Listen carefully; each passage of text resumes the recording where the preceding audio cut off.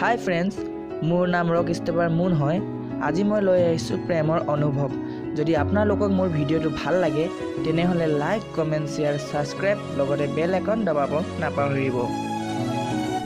প্ৰেমৰ কলাজত মোৰ অনুভৱ, হৃদয়ৰ জেপত মোৰ তুমি দিয়া কলম, ৰঙা চিয়াহী নুহুমীয়া ভৰি আছে মৰম। প্ৰেম এটি মিঠা শব্দ, এই প্ৰেম শব্দটি বুজিবলৈ এখন সঁচা হৃদয়ৰ প্ৰয়োজন। যাৰ হৃদয় নাই সি প্ৰেম মানে কি নুবুজে। সিহঁতে কেৱল প্ৰেম শব্দটোৰ ওপৰত ব্যৱহাৰ কৰি ভাল পৰা অভিনয় কৰে, কিন্তু সেয়াই জানো সঁচা অৰ্থত প্ৰেম? মই ভাবোঁ প্ৰেম হ'ল এনেকুৱা এটা মিঠা অনুভৱ, যি অনুভৱত ডুব গৈ থাকোঁতে মানুহে দুখ কষ্ট কি একো ধৰি পোৱা নাযায়।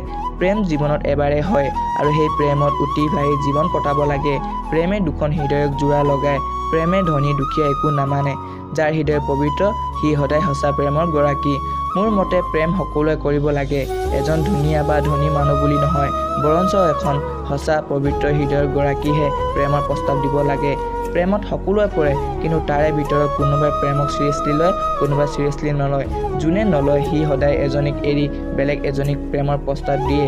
কিন্তু কি হ'ব, সঁচা প্ৰেম যে এবাৰেই হয়।